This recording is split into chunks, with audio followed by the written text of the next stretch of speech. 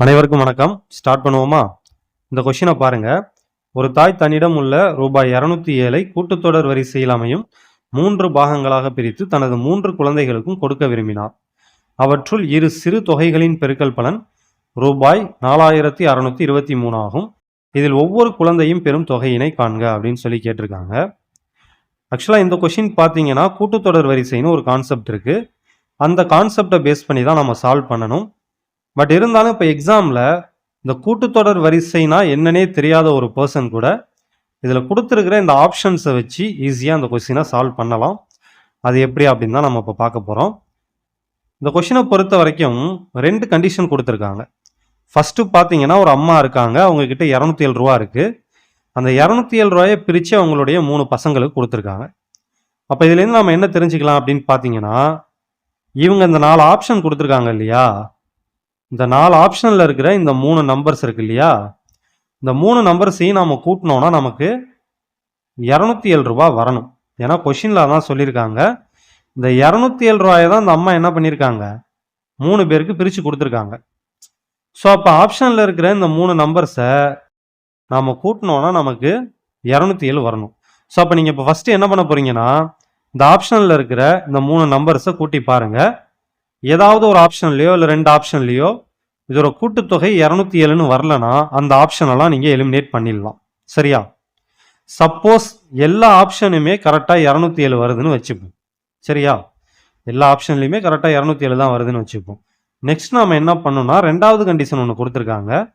அது என்ன அப்படின்னு பார்த்தீங்கன்னா, இந்த மூணு அமௌண்ட் இருக்கு இல்லையா, அவங்க பிரித்து கொடுத்த 3 அமௌண்ட் இருக்கு இல்லையா, அதில் 2 சின்ன அமௌண்ட்டோட பெருக்கல் பலன் 4623ன்னு சொல்லியிருக்காங்க. ரைட்டா? ஸோ இப்போ இந்த கண்டிஷனை நாம் எடுத்துக்கலாம். ஒரு நிமிஷம் இருங்க. ஸோ அவங்க என்ன சொல்லியிருக்காங்கன்னா, 3 அமௌண்ட்டாக பிரித்து கொடுத்ததுக்கப்புறம் அதில் இருக்கிற 2 சின்ன அமௌண்ட்டோட பெருக்கல் பலன் வந்து 4623 அப்படின்னு சொல்லியிருக்காங்க.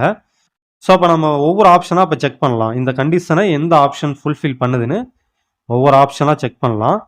இப்போ ஃபர்ஸ்ட் ஆப்ஷன் எடுத்துங்க. ஃபர்ஸ்ட் ஆப்ஷனை பொறுத்த வரைக்கும் பெரிய நம்பர் எதுன்னு பார்த்தீங்கன்னா 74. அதை விட்டுறலாம்.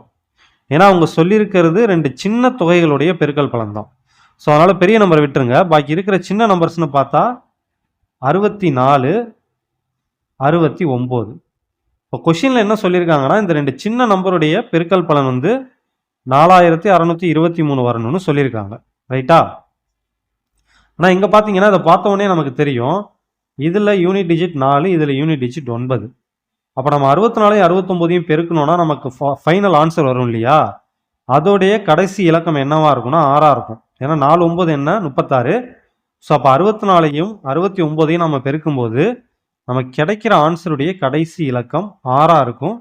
ஆனால் நமக்கு இங்கே என்ன கிடைக்கணும், 3 கிடைக்கணும். ஸோ அப்போ டெஃபினட்டாக வந்து ஆப்ஷன் ஏ வந்து ஆன்சராக இருக்காது. ரைட்டா? ஸோ அடுத்து நாம் ஆப்ஷன் பியை செக் பண்ணி பார்ப்போம். ஆப்ஷன் பியில் எது பெரிய நம்பர் அப்படின்னு பார்த்தீங்கன்னா 73. அதை விட்டுருங்க. மிச்சம் இருக்கிற 2 சின்ன நம்பர் எது எது அப்படின்னு பார்த்தீங்கன்னா 65, 69. இப்போ இந்த 2 நம்பரையும் பெருக்கினா இந்த 4623 கிடைக்குதா அப்படின்னு நம்ம செக் பண்ணோம். ஸோ 65 69ஐயும் நம்ம பெருக்கும்போது யூனிட் டிஜிட் என்னவா வரும் அப்படின்னு பார்த்தீங்கன்னா 9 45. அப்போ டெஃபினட்டாக 65 69ஐயும் நம்ம பெருக்கணும்னா அந்த ஆன்சருடைய கடைசி இலக்கம் 5ன்னு வரும். ஆனால் நமக்கு என்ன வரணும், 3ன்னு வரணும். இப்போ டெஃபினட்டாக ஆப்ஷன் பியும் வந்து நமக்கு ஆன்சராக இருக்க வாய்ப்பு இல்லை. ஸோ அதையும் விட்டுறலாம். அடுத்த ஆப்ஷன் சியை எடுத்துங்க. ஆப்ஷன் சியை பொறுத்த வரைக்கும் பெரிய நம்பர் 71. ஸோ அதை விட்டுறலாம். மிச்சம் இருக்கிற 2 சின்ன நம்பர் 67 × 69. ரைட்டா? இப்போ இதில் பாருங்க, இது 2த்தையும் நம்ம பெருக்கணும்னா நமக்கு கிடைக்கிற ஆன்சரில் யூனிட் டிஜிட் என்ன வரும்னா 3ன்னு வரும். ஏன்னா 7 9 63. ஸோ அப்போ டெஃபினட்டாக வந்து 2த்தையும் பெருக்கி நமக்கு கிடைக்கிற ஆன்சரில் கடைசி இலக்கம் 3ன்னு இருக்கும். இங்கேயும் நமக்கு கடைசி இலக்கம் 3ன்னு இருக்குது. ஸோ அப்போ ஆப்ஷன் சி வந்து ஆன்சராக இருக்க வாய்ப்பு இருக்குது. பட் இருந்தாலும் நம்ம ஆப்ஷன் டியையும் செக் பண்ணிடுவோம். ஆப்ஷன் டியில் என்ன கொடுத்துருக்காங்கன்னு பாருங்கள். ஆப்ஷன் டியை பொறுத்த வரைக்கும் பெரிய நம்பர் 70. ஸோ அதை விட்டுறலாம். அதுபோக மிச்சம் இருக்கிற நம்பர்னு பார்த்தோன்னா 68 69. இப்போ இது 2த்தையும் நம்ம பெருக்கணும்னா 8 9 72, யூனிட் டிஜிட் 2ன்னு வரும். ரைட்டா? ஆனால் நமக்கு என்ன வரணும், 3ன்னு வரணும். அப்போ டெஃபினட்டாக ஆப்ஷன் டியும் நமக்கு ஆன்சராக இருக்காது. ஸோ இந்த கொஷினை பொறுத்த வரைக்கும் ஆன்சர் என்னன்னு பார்த்தீங்கன்னா ஆப்ஷன் சி. ரைட்டா? ஸோ சிம்பிளாக இருக்கா? அடுத்த கொஷின் பார்க்கலாமா? ஸோ இந்த கொஷின் பாருங்க, X square plus 4y² is equal to 4xy எனில் எக்ஸ் இஸ் டு ஒய் என்பது அப்படின்னு சொல்லி கேட்டிருக்காங்க. இந்த கொஷினும் பார்த்தீங்கன்னா நம்ம வந்து கரெக்டான ப்ராசஸ் படி சால்வ் பண்ணோன்னா ஒரு ஈக்குவேஷன் மாதிரி ஃபார்ம் ஆகும். அதுக்கப்புறம் அந்த ஈக்குவேஷனை வந்து சால்வ் பண்ணி நம்ம ஆன்சர் கொண்டு வரணும். பட் இப்போ நாம் என்ன பண்ண போகிறோம்னா ஆப்ஷன்லேருந்து போக போகிறோம். எப்படி சார் ஆப்ஷன்லேருந்து போகிறது அப்படின்னு கேட்டிங்கன்னா, ஃபஸ்ட்டு கொஷினில் என்ன கொடுத்துருக்காங்கன்னு பாருங்கள். எக்ஸ் ஸ்கொயர்டு ப்ளஸ் 4y²ங்கிறதும் 4xyங்கிறதும் சமம்னு சொல்லியிருக்காங்க. ரைட்டா? எக்ஸ் ஸ்கொயர்டு ப்ளஸ் 4y² என்பதும் 4xyங்கிறதும் சமம்னு சொல்லியிருக்காங்க. சரியா? ஸோ அடுத்து என்ன கேட்டிருக்காங்க? எக்ஸ் இஸ் டு ஒய் கேட்டிருக்காங்க. இப்போ நம்ம என்ன பண்ண போகிறோம்னா ஆப்ஷன்லேருந்து போக போகிறோம். ஃபஸ்ட்டு ஆப்ஷன் ஏவை எடுத்துப்போம். ஸோ ஆப்ஷன் ஏ படி நம்ம பார்த்தோன்னா எக்ஸுங்கிறது 1, ஒய்ங்கிறது 2. கரெக்டா? ஏன்னா நல்லா பாருங்கள், அவங்க கேட்டிருக்கிறது எக்ஸ் இஸ் டு ஒய், அதுக்கான ஆப்ஷன் தான் இந்த ஏபிசிடிங்கிறது. சரியா? ஸோ அப்போ ஆப்ஷன் ஏ படி பார்த்தோன்னா எக்ஸுங்கிறது 1, ஒய்ங்கிறது 2. இப்போ இந்த எக்ஸுக்கான வேல்யூயும் ஒய்க்கான வேல்யூவும் கொண்டு போயிட்டு இந்த ஈக்குவேஷன் இருக்குது இல்லையா, நம்ம கொஷினில் கொடுத்துருக்காங்க இல்லையா, அதில் வந்து நம்ம சப்ஸ்டியூட் பண்ண போகிறோம். சப்ஸ்டியூட் பண்ணும்போது ரைட் ஹேண்ட் சைட்லையும் லெஃப்ட் ஹேண்ட் சைட்லையும் ஈக்குவலாக ஆன்சர் வருதான்னு பார்க்கணும். சரியா? ஸோ இப்போ ஃபஸ்ட்டு பாருங்கள், எக்ஸோட வேல்யூ 1, அப்போ 1² என்ன வரும்? 1 தான் வரும். ஏன்னா இங்கே எக்ஸ் ஸ்கொயர்னு இருக்குது. ஸோ எக்ஸோட வேல்யூ 1, 1² 1ன்னு வந்துடும். அடுத்து பார்த்தீங்கன்னா ஒய்யோட வேல்யூ 2, இங்கே y² இருக்குது. ஸோ 2 ஸ்கொயர் பண்ணோன்னா 4ன்னு வரும். முன்னாடி ஒரு 4 பெருக்கிக்கிட்டு இருக்குது. ஸோ 4 × 4 16ன்னு வந்துடும். இந்த சைடில் பார்த்தீங்கன்னா 4, எக்ஸோட வேல்யூ 1, ஒய்யோட வேல்யூ 2, 4 2 8. ரைட்டா? 8 × 1 தான் வரும். ஸோ அப்போ ஃபைனலாக பார்த்தீங்கன்னா 17 = 8ன்னு வருது. ரைட் ஹேண்ட் சைடும் லெஃப்ட் ஹேண்ட் சைடும் சமமாக இல்லை. சரியா? இங்கேயும் 1, இங்கேயும் 8ன்னு வந்திருக்கணும். இல்லை இங்கே 17 இருந்து இங்கேயும் 17ன்னு வந்திருக்கணும். ஸோ அப்படி இருந்தால் கரெக்டாக வந்திருக்கும். பட் இங்கே பார்த்தீங்கன்னா ஒரு சைடு 17ம் ஒரு சைடில் 8ம் இருக்குது. ஸோ அப்போ டெஃபினட்டாக ஆப்ஷன் ஏ வந்து நமக்கான ஆன்சராக இருக்காது. ஏன்னா அது கொஷினில் கொடுத்த அந்த கண்டிஷனை ஃபுல்ஃபில் பண்ணலை. ஸோ இப்போ நம்ம நெக்ஸ்ட்டு என்ன பண்ண போகிறோம்னா ஆப்ஷன் பியை வச்சு செக் பண்ண போகிறோம். ஸோ ஆப்ஷன் பி படி பார்த்தோன்னா நமக்கு எக்ஸோட வேல்யூ 2, ஒய்யோட வேல்யூ 1. ரைட்டா? இப்போ இங்கே x² இருக்குது. அப்போ 2² 4ன்னு வந்துடும். ப்ளஸ் போட்டுங்க, 4 இருக்குது. இங்கே y² இருக்குது. ஒய்யோட வேல்யூ 1, 1² 1 தான். 4, எக்ஸோட வேல்யூ 2, ஒய்யோட வேல்யூ 1. ஸோ 4 × 1 4 தான். 4 + 4 8. 4 × 2 8, 8 × 1 8 தான். ஸோ இதில் பார்த்தீங்கன்னா ரைட் ஹேண்ட் சைடும் லெஃப்ட் ஹேண்ட் சைடும் ஈக்குவலாக இருக்குது. ஸோ டெஃபினட்டாக வந்து ஆப்ஷன் பி தான் வந்து நமக்கு ஆன்சராக இருக்கும். நீங்கள் வேணால் மற்ற ஆப்ஷனையும் செக் பண்ணி பாருங்கள். கண்டிப்பாக வந்து 2 சைடும் வந்து சமமாக வராது. ரைட் ஹேண்ட் சைடும் லெஃப்ட் ஹேண்ட் சைடும் சமமாக வராது. பட் நீங்கள் செக் பண்ணி பாருங்கள். ஓகேவா? ஓகே, இப்போ அடுத்த கொஷின் போகுமா? ஸோ இந்த கொஷின் பாருங்கள், இது சிம்பிளான கொஷின் தான். பட் சில பேர் வந்து இதில் தப்பு பண்ணுறாங்க. அதுக்காக தான் இந்த கொஷினை எடுத்திருக்கேன். ஒரு 4 ஃப்ராக்ஷன் கொடுத்துருக்காங்க. 1/3, 5/6, 2/9, 4/27 4 ஃப்ராக்ஷன் கொடுத்துருக்காங்க. இந்த 4 ஃப்ராக்ஷனுக்கும் எல்சிஎம் கேட்டிருக்காங்க. ஸோ ஃப்ராக்ஷனை பொறுத்த வரைக்கும் எல்சிஎம் கண்டுபிடிக்க சொன்னாங்கன்னா நம்ம என்ன பண்ணணும்னா மேலே இருக்கிற நம்பர்ஸுக்கெல்லாம் எல்சிஎம் கண்டுபிடிச்சிக்கணும். அதே மாதிரி கீழே இருக்கிற நம்பர்ஸுக்கெல்லாம் ஹச்சிஎஃப் கண்டுபிடிக்கணும். கண்டுபிடிச்சி எழுதுனா அதான் ஆன்சர். சரியா? இப்போ அதுவே இதே மாதிரி 4 ஃப்ராக்ஷனை கொடுத்துட்டு ஹச்சிசிஎஃப் கண்டுபிடிக்க சொன்னாங்கன்னா என்ன பண்ணணும்னா மேலே இருக்கிற நம்பருக்கெல்லாம் ஹச்சிசிஎஃப் கண்டுபிடிக்கணும், கீழே இருக்கிற நம்பருக்கெல்லாம் எல்சிஎம் கண்டுபிடிக்கணும். அவ்வளோதான். இப்போ இவங்க நம்ம கொஷினில் என்ன கொடுத்துருக்காங்கன்னா எல்சிஎம் தான் கண்டுபிடிக்க சொல்லியிருக்காங்க. ஸோ அப்போ நம்ம என்ன பண்ண போகிறோம்னா மேலே இருக்கிற நம்பர்ஸ்க்கெலாம் எல்சிஎம் கண்டுபிடிக்க போகிறோம், கீழே இருக்கிற நம்பருக்கெலாம் ஹச்சிசிஎஃப் கண்டுபிடிக்க போகிறோம். ரைட்டா?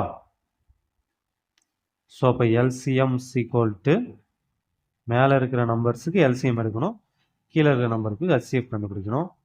ஸோ இப்போ மேலே என்ன நம்பர் இருக்குது? 1, 5, 2, 4 இருக்குது. இந்த 4 நம்பருக்கு எல்சிஎம் என்ன வரும்? 10 வச்சா வருமா? 10 வச்சா 4ல் வராது.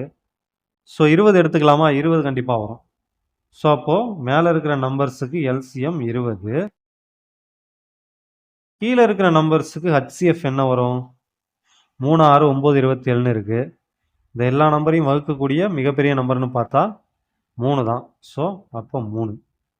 ஸோ அப்போ இந்த கொஸ்டினை பொறுத்த வரைக்கும் ஆன்சர் என்ன அப்படின்னு பார்த்தீங்கன்னா 20/3 ஆப்ஷன் ஏவிலேயே இருக்கு. ரைட்டா? அடுத்த கொஸ்டின் பார்க்கலாமா? ஸோ இந்த கொஸ்டின் பாருங்க. ஒரு பொருளின் மீது வழங்கப்படும் இரு தொடர் தள்ளுபடிகள் முறையே 25% மற்றும் 20% எனில் இதற்கு நிகரான ஒரே சமான தள்ளுபடி சதவீதத்தினை காண்க அப்படின்னு சொல்லி கொடுத்துருக்காங்க. ஆக்சுவலாக இந்த கொஸ்டினுக்கு பார்த்தீங்கன்னா ஒரு ஃபார்முலா இருக்கு. அந்த ஃபார்முலாவில் நம்ம சப்ஸ்டியூட் பண்ணோன்னா ஸ்ட்ரைட்டாக ஆன்சர் வந்துடும். பட் சம்டைம்ஸ் நமக்கு என்ன ஆகிடும்னா எக்ஸாம் ஹாலில் ஃபார்முலா வந்து மறந்து போயிடும், இல்லைனா கொஞ்சம் டவுட்டாக இருக்கும், கரெக்டாக நம்ம எழுதுறது கரெக்டான்ட்டு டவுட்டாக இருக்கும். ஸோ அதனால் இந்த மாதிரி கொஸ்டினை பொறுத்த வரைக்கும் நம்ம ஃபார்முலா யூஸ் பண்ணாமே இதுக்கு ஆன்சர் பண்ணலாம். எப்படி அப்படின்னு பார்த்தீங்கன்னா அவங்க என்ன சொல்லியிருக்காங்கன்னு பாருங்கள். ஒரு பொருளின் மீது வழங்கப்படும் இரு தொடர் தள்ளுபடிகள் முறையேன்னு சொல்லிட்டு 2% கொடுத்துருக்காங்க. அதுக்கு சமமான ஒரே பர்சன்டேஜாக கேட்குறாங்க. 2% கொடுக்காம ஒரே பர்சன்டேஜாக கொடுத்தா எவ்வளோ பர்சன்டேஜ் கொடுக்கணும் அப்படின்னு கேட்குறாங்க. இப்போ நான் என்ன பண்ணுறேன், அந்த பொருளோட விலையை 100 ரூபான்னு வச்சுக்கிறேன். சரியா? பொருளுடைய விலையை நானாக என்ன பண்ணுறேன்னா 100 ரூபான்னு எடுத்துக்கிறேன். ஏன் 100 ரூபான்னு எடுக்கிறேன்னா இந்த 100 ரூபாய்க்கு பர்சன்டேஜ் கண்டுபிடிக்கிறது ரொம்ப ஈஸி. ஸோ அதனால தான் ரவுண்டாக என்ன பண்ணுறேன்னா 100 ரூபான்னு எடுக்கிறேன். இப்போ இந்த 100 ரூபாயில் ஃபஸ்ட்டு என்ன பண்ணுறாங்கன்னா 25% தள்ளுபடி தராங்க. இப்போ 100 ரூபாயில் 25%ங்கிறது 25 ரூபா. ஸோ அப்போது 100 ரூபாயில் 25 ரூபா அவங்க தள்ளுபடி கொடுக்குறாங்க. பாக்கி எவ்வளோ இருக்கும்? 75 ரூபா இருக்கும். ரைட்டா? நெக்ஸ்ட்டு என்ன பண்ணுறாங்கன்னா இந்த 75 ரூபா இருக்கு இல்லையா, இதுக்கு 20% தள்ளுபடி தராங்க. ஸோ 75 ரூபாயில் 25% தள்ளுபடி தந்தால் எவ்வளோ வரும்? 75ல் 10% தள்ளுபடி தந்தாங்கன்னா 7.5ன்னு வரும். அப்போ 20%னா இன்னொரு 7.5 ரெண்டுத்தையும் கூட்டினா 15 வரும். அப்போ என்ன பண்ணுறாங்கன்னா 75 ரூபாயில் ஒரு 15 ரூபா தள்ளுபடி தராங்க. அப்போ ஃபைனலாக அந்த பொருளை எவ்வளோக்கு விற்றுருப்பாங்க? 60 ரூபாய்க்கு விற்றுருப்பாங்க. ரைட்டா? ஸோ ஃபஸ்ட்டு பாருங்கள், 100 ரூபான்னு நம்ம எடுத்திருக்கோம். இந்த 100 ரூபாயில் ஃபஸ்ட்டு 25% தள்ளுபடி கொடுத்துருக்காங்க. 100 ரூபாயில் 25%ங்கிறது 25 ரூபா. ஸோ அப்போ அந்த தள்ளுபடியை நம்ம விட்டுட்டு எழுதணும்னா மிச்சம் நமக்கு 75 ரூபா வரும். இப்போ அடுத்து என்ன பண்ணுறாங்கன்னா இந்த 75 ரூபாயில் 20% தள்ளுபடி தராங்க. 75 ரூபாயில் 20%ங்கிறது 15 ரூபா. அப்போ 75ல் 15 போயிடுச்சுன்னா பாக்கி 60 ரூபாய்க்கு ஃபைனலாக அவங்க அந்த பொருளை விற்றுருப்பாங்க. ரைட்டா? இப்போ நம்ம வந்து பிகினிங்கில் என்ன எடுத்துக்கிட்டோம், அந்த பொருளோட விலையை 100 ரூபான்னு எடுத்துக்கிட்டோம். அந்த பொருளை அவங்க ஃபைனலாக என்ன பண்ணியிருக்காங்கன்னா 60 ரூபாய்க்கு விற்றுருக்காங்க. அதாவது பிகினிங்கில் 100 ரூபான்னு எடுத்த பொருளோட விலையை ஃபைனலாக 60 ரூபாய்க்கு விற்றுருக்காங்க. அப்போ மொத்தமாக எவ்வளோ தள்ளுபடி போயிருக்கு? 40 ரூபா தள்ளுபடி போயிருக்கு. இப்போ 100 ரூபாயில் 40 ரூபாங்கிறது எவ்வளவு? 40%. ஸோ அப்போ இந்த கொஸ்டினுக்கான ஆன்சர் என்னன்னு பார்த்தீங்கன்னா 40%. ரைட்டா? அதாவது சிங்கிள் தள்ளுபடியாக கொடுத்தா ஸ்ட்ரைட்டாக 40% வந்து தள்ளுபடி கொடுத்துடலாம்.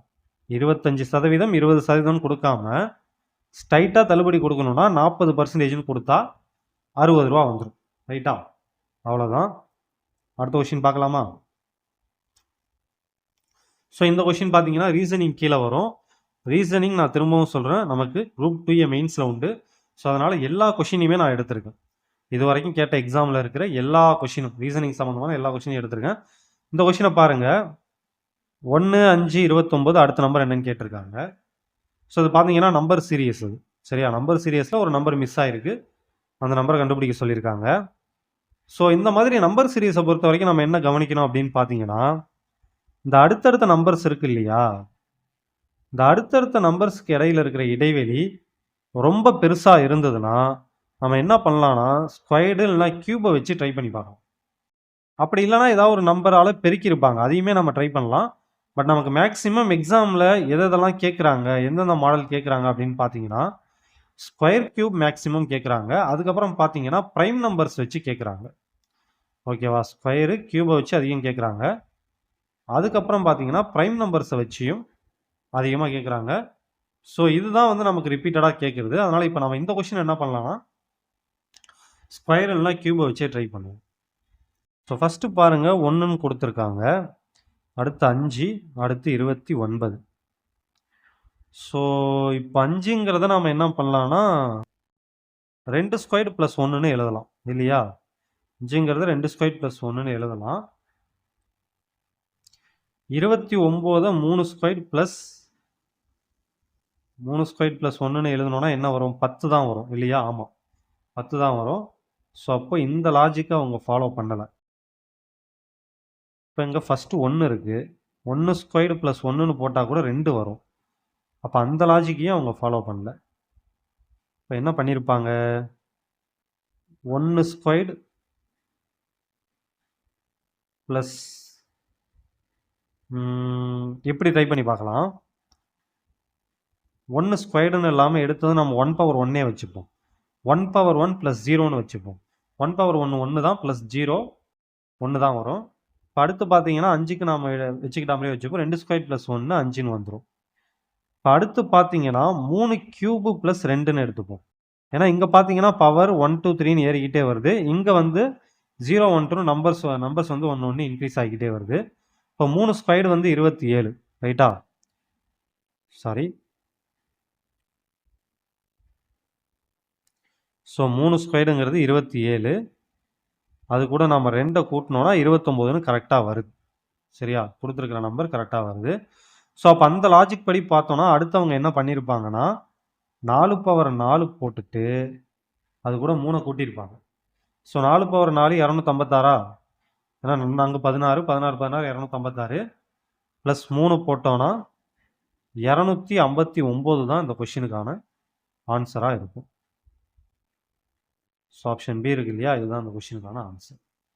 ரைட்டா?